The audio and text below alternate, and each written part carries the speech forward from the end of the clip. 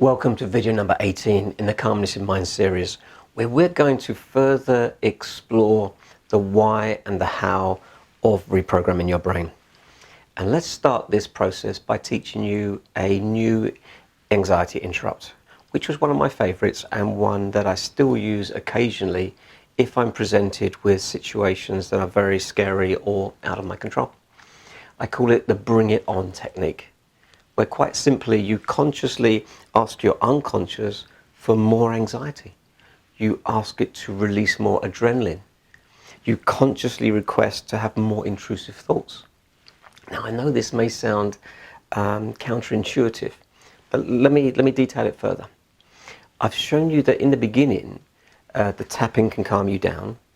Then you can proceed to just sit in with the anxiety, just letting it be, letting it move through you. Then we progress to digging around in your past, looking for landmines, hopefully to purposefully release trapped trauma from yourself, and that you just sit with that trauma and you stay out of the stories. Now, in this phase, we are turning the tables on that anxiety, whereby we're no longer running away from it, we're actually encouraging it. We are welcoming it towards us and becoming accepting of it. Because although you don't want anxiety all the time, there are times where anxiety is appropriate. So here's what you do. As anxiety starts arising, you sit down, you sag your body, and you place your attention wherever you feel the discomfort. Let's say your heart is racing. So that's where you place your awareness. Try to stay out of the stories, because if your attention is on the stories in the mind, then it's not on what your heart's doing. Remember, we are honing the skill of being able to consciously keep your awareness in one place, regardless of what anything else in your mind or your body is doing. So your attention is on your heart racing, and what you do with gentleness, with love and care, and you do this out loud if possible, you say, "Come on, anxiety, is that the best you can do? Feels like about 120 beats per minute.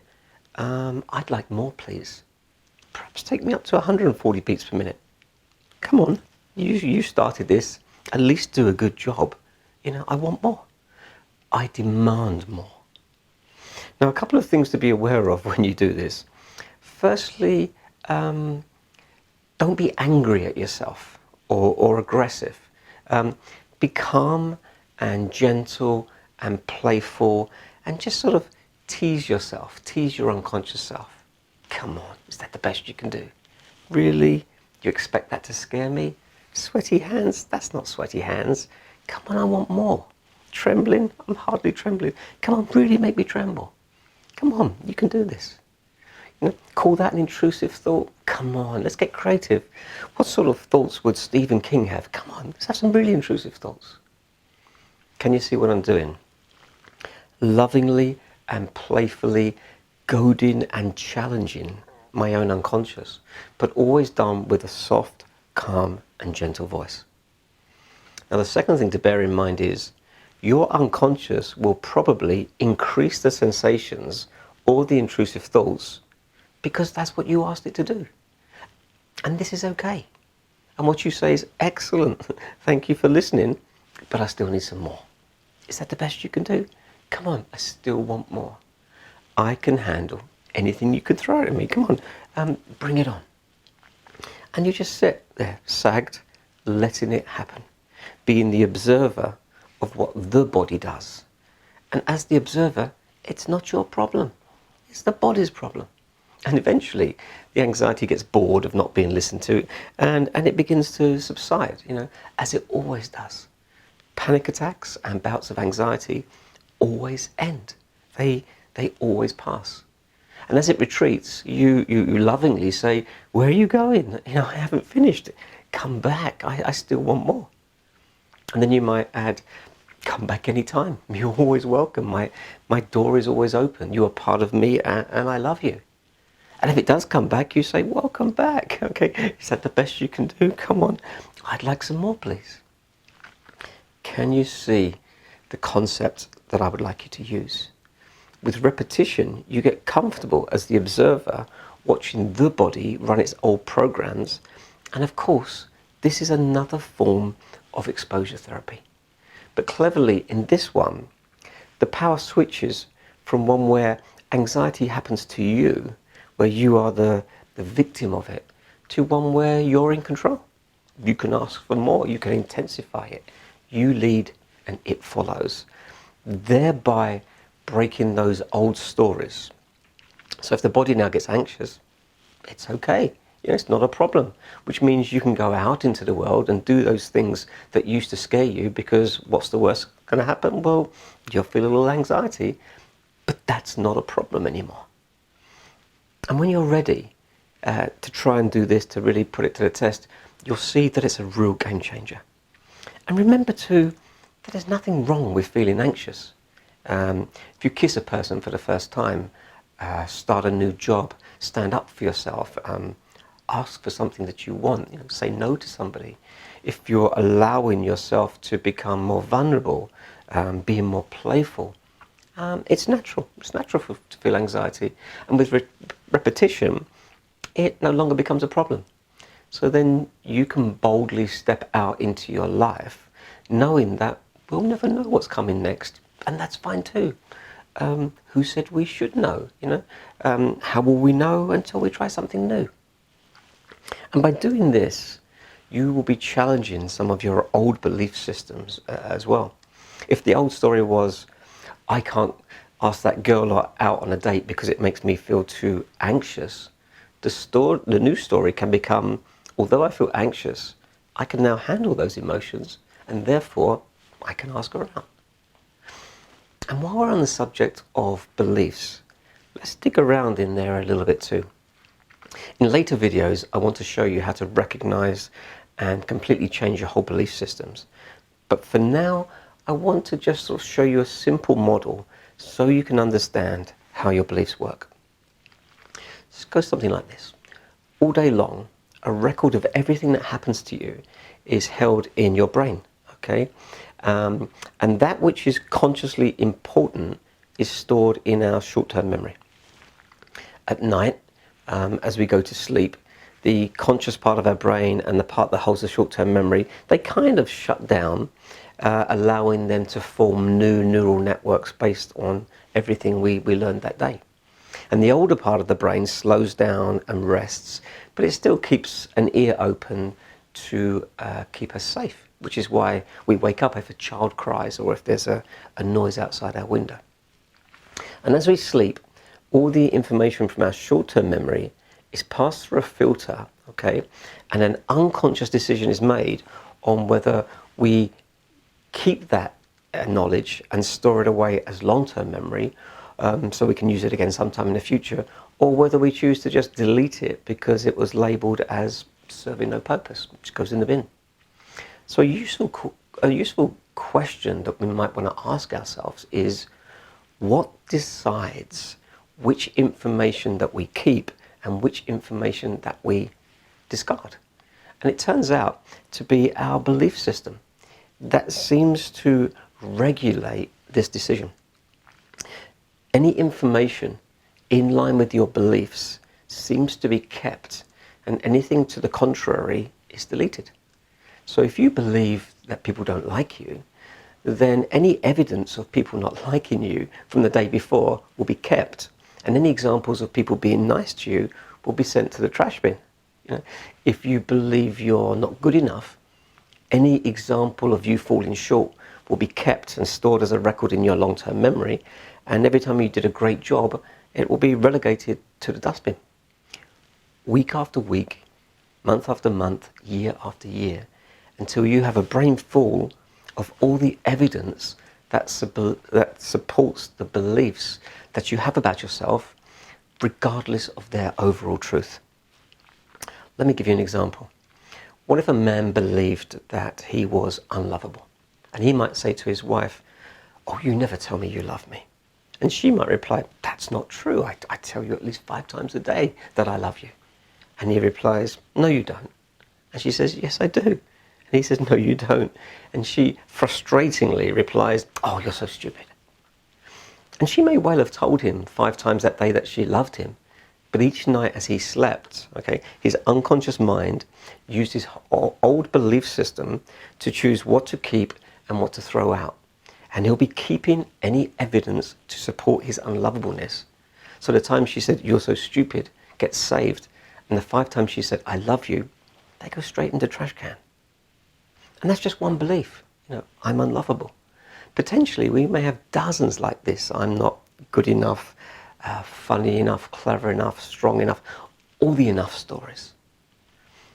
Now, as a therapist, if I was working with him, I'd be saying, we need to work on your belief that you're unlovable, and the behaviors that are driven by that belief. And if I was working with his wife, I would be saying, don't just tell him you love him, write it down. Send him a card, leave a trail that he can see each day until his belief system changes. And correspondingly, it works in the other way too. If a person thinks they're brilliant, the good stories about them are saved and the bad ones are rejected. We've all seen people on talent shows who truly think they're great, but in reality, they don't perform very well. And when this is pointed out to them, they're like really shocked. Yeah, because their brain kept all the times mum said, "That was wonderful, son," and deleted anything to the contrary because their belief system was that they were good at singing. So probably what I'm pointing to is somewhere in the middle is probably a sensible balance that you can achieve. So beliefs, they are fundamental, and we need to be aware of how they may be limiting us beyond our conscious awareness. On the whole, our unconscious mind seems to do what we ask it to do. If we tell it the world is scary, it tries to protect us. And if we tell it that the world is fun, it sort of takes us out into it. But there's one thing that you need to be aware of, okay? And that is that if our conscious thoughts are stated in the negative, okay, they struggle to be actioned by our unconscious mind. Let me try and give you a better example. If you went to the railway station ticket office and you said to the ticket master, "I don't want to go to London," the ticket master would say, "Okay, then if you'd just like to wait over there, and when you do know when you want to go, tell me, and then I can action that ticket for you." Yeah. So many people with anxiety and OCD, they know what they don't want, but they don't know what they do want. Therefore, what I'm pointing to is we need to be more precise in the conscious language that we use with others and within our own internal dialogue. Saying, "I don't want to feel anxious," means nothing to the unconscious mind, so it might become, calmness is more important to me. If you say, "I don't want intrusive thoughts," you may change that to, "I want to be able to ignore my thoughts." "I can't get anything right" might become, "I'm good at writing, but it seems that I need to focus more on my verbal communication."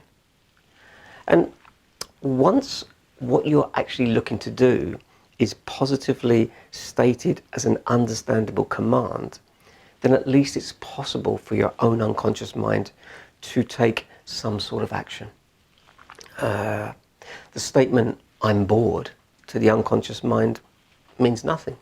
But if you say, "I need to get more friends, I need to go out more," this is a command that the unconscious can respond to. So because your unconscious mind seems to align with us and take us towards what we focus on, it benefits us to focus on what is good for us rather than all the fear-based negativity that anxiety and OCD tend to encourage us to focus on, as part of their childlike intention to keep us trapped by doubt and what-if stories about a fearful future. And this is really important, which is why I really want to spend a bit more time explaining this to you, and what you can do about harnessing the inherent capability of what your own unconscious mind can naturally do.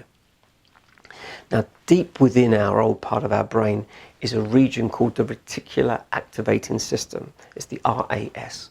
And its function is key in controlling 3 main things. Firstly, our attention. Secondly, our goal achievement. And thirdly, keeping us alive and safe. So this is a crucial part of the brain, okay, that should we bother to retrain it, especially if you have anxiety OCD, it makes complete sense. Because within anxiety and OCD, your attention is in the wrong place. Yeah? You're not necessarily achieving your goals.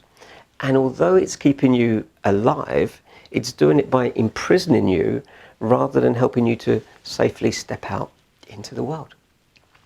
Now, you can do your own research on the RAS, but I want to give you a few headlines, okay, and show you how effectively it can be harnessed to work in your advantage.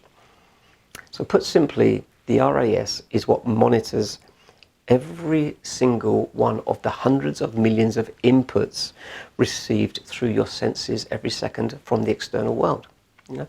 It then decides for you what it thinks is important and feeds that particular piece of information to your conscious mind where you think you consciously had that thought. Now, to help me to convey the power and the relevance of this unconscious part of your brain, let me remind you that the unconscious brain is 1,000,000 times faster and 1,000,000 times more powerful than the conscious brain. Right? And to add even more perspective, consciously we can only process about 100 pieces of information every second.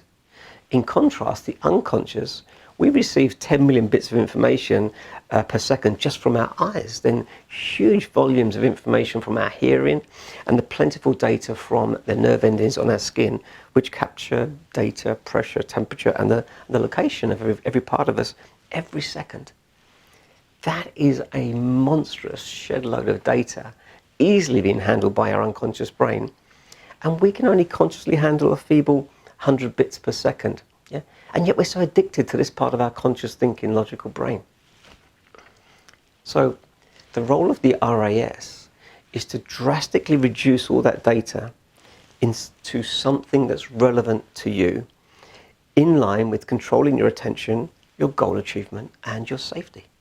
It's like a rapid, harsh, and laser-focused paring down of data done completely unconsciously and then fed to your conscious mind all in a fraction of a second.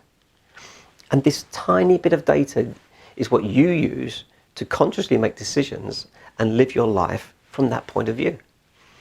So a really good question to ask at this point might be, how does the unconscious RAS knows what's good for you or what goals that you want to achieve? Now, some of it is just learned from programs, core animal responses like responding to your name being called out, or reacting to a loud noise, or becoming aware of a sexual opportunity. However, for the majority of the time, it takes its cue from where to place its focus, from where you are consciously placing your focus, yeah? Your attention, your awareness, what's consciously on your mind. It assumes that what you're consciously focusing on is important, therefore it will filter accordingly all the reams of incoming data down into that which aligns with what you're consciously focusing on. Okay, let me see if I can put that a different way. If you're consciously focused on all the things that could go wrong, like worrying about being liked or worrying about being perfect, then your RAS will filter for you all that information and present you with evidence of all the things that are going wrong in and around you in your life. And then this is the world that you virtually see and will form the beliefs that you have about yourself, okay? And those beliefs will influence the actions that you take or don't take, which of course affects what goals you achieve or don't achieve. So where you place your conscious attention drives what the RAS serves up for you. It's like when you buy a new car, suddenly you see the same car everywhere. Or you learn a new word, and then that same day you hear that word used somewhere else. Or you learn about a new artist, and then all of a sudden you see his work everywhere. It's really quite simple, okay? And it's just how the brain works. So it would make a lot of sense to get your RAS consciously working for you rather than unknowingly have it working against you. Let me give you a couple of exaggerated examples. So, person one thinks the world is a scary place, doesn't really have any clear goals, okay, or the goals are stated in the negative, like I don't want to be anxious, okay, which of course is not saying what they do want, and perhaps they spend lots of time each day contemplating all the bad things that could happen. Their RAS will have a field day just blindly responding to that person's unknowing conscious requests from it. And he'll be flooded with examples of the world being a scary place. His goals won't be achieved because they're not known. And he will be shown every example of all his worst thoughts that his RAS can find each day. Let's contrast that to person number two, who perhaps is a glass half full optimist. So good events are filtered and passed up from the RAS into her conscious. She has a clear goal held in mind, perhaps about changing her job or becoming self-employed. And so the RAS makes it aware consciously any opportunities it sees from this massive data that it pulls in and just feeds it to her, okay? Maybe she likes herself, so any evidence of other people liking her too is passed up from her RAS system into her conscious awareness, which further confirms her self-worth and increases her chances of taking action. Now, this is life-changing information that I'm giving you here. It really is. And can you see why I've been asking you to placebo yourself for more positive statements? Can you see why I've been asking you to consider what you want from life? Can you see why I've been asking you to speak nicer to yourself? Like I've been saying from the beginning, if left unchecked, your unconscious brain will just do whatever it's been programmed to do. Therefore, we need to consciously reprogram the unconscious in the best way that the unconscious responds to being programmed, which is not through logical reason, because that's just how the conscious mind works. Now, I hope I'm explaining this clearly enough, but it's hard, okay? And it's almost unbelievable that we're not taught this in school, but we're not. So let's get even more practical. What can we do now to make changes in our mind that would bear fruit within 1 or 2 months? Well, here's what I would suggest. Consciously keep talking yourself into what it is you want from life, stated in the positive, with the outcomes you desire and the mindset you want to use. Then if any thought arises in your mind that is not in line with those goals, ignore them. How do you ignore them? By talking consciously over the top of them with what it is you want from life, stated in the positive, with the outcomes you desire, and the mindset you are wishing to use. I put a different way, basically, you keep talking yourself positively into what you want, and you disregard any thought or belief that opposes or challenges it. It's really quite simple. It's just very hard to do in the beginning. Perhaps I can give you some more examples of what this inner dialogue may sound like. So the old story could be, oh, moving house is so stressful. The new story, oh, I'm so excited about the next phase of my life and the project of creating a wonderful new home for my family. Okay? The old story might be, oh, I've got the bother of clearing out my garage and taking all the waste to the tip. And the new story can be, oh, I'm looking so forward to my garage being orderly. An old story might be, oh, there are no jobs around due to the recession. And the new story might be, there's always an opportunity when change happens. How can I let people know that I'm available? The old story might be, oh, my goal is to not have anxiety. And the new story, my goal is to retrain my brain and use life as a form of exposure therapy, which will allow me to get back to work within 3 months with an optimistic mindset and a kind, playful sort of inner dialogue. The old story, oh no, I spilt wine, that stain will never come out. The new story, that was lucky, it was just a glass and not the whole bottle. You know, old story could be, why do I have so much inner conflict? And the new story could be, my settler, nomad and warrior are slowly becoming friends. They're starting to realize they're on the same team and they're beginning to support each other's skills and differences. How can I remember to only be one at a time to reduce my internal conflict? Now, it doesn't really matter whether you consciously believe these things to be true or not. We are just running new inputs that will reprogram how our brain works for more positivity, calmness, and creative action. And can you see too how knowing what you want from life can be so powerful? And even if you don't ultimately know what you want, you can use intermediate, smaller goals until you do.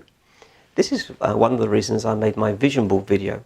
And I watch it every morning and I watch it every evening, because it's not that I consciously forgot what I want to do, but I want my unconscious mind to be focusing on where I want to go, not on where it wants to take me.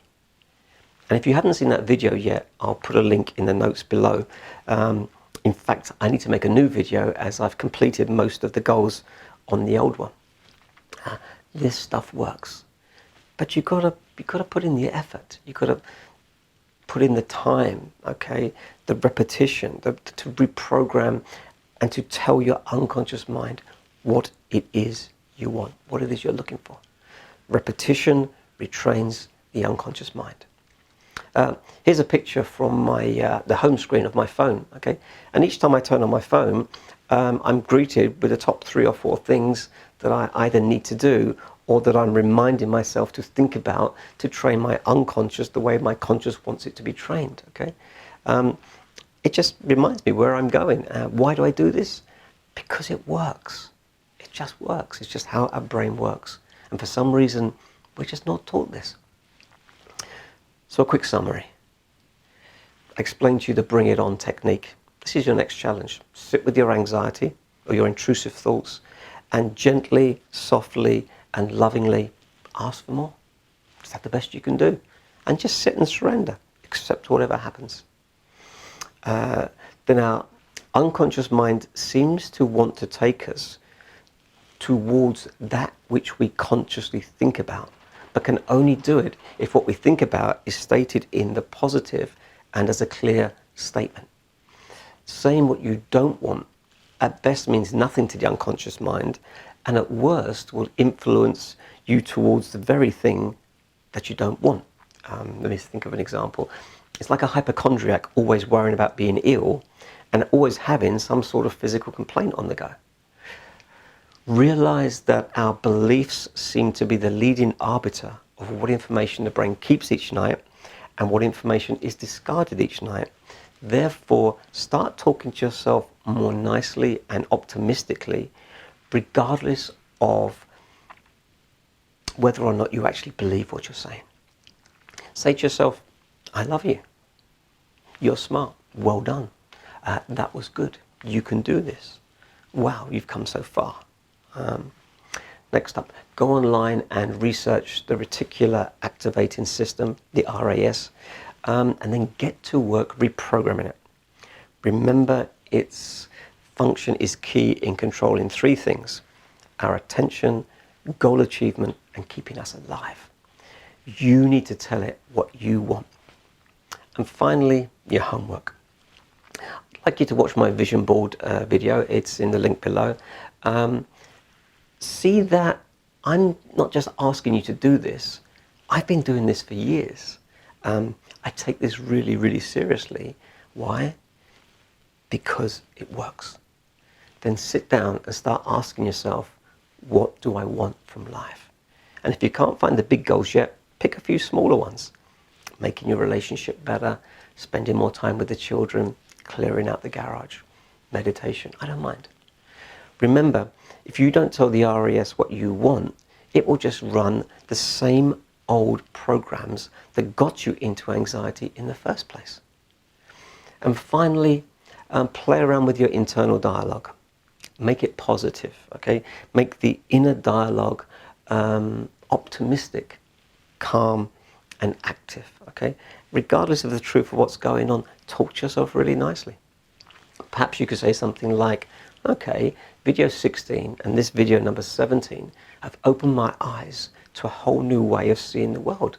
I'm really looking forward to rewatching them, writing down my goals, and speaking to myself with love and kindness to get that RAS of mine positively working for me. I'll even take a photo of my action list and put it on my phone so it reminds myself every day what's going on. Repetition, repetition, repetition. As ever, it's my pleasure to work with you. And until the next video, let's work on that optimistic and kind inner dialogue, okay? SAG, bring it on. Just see what happens. Thank you for your kind and enabling support, and I'll see you soon.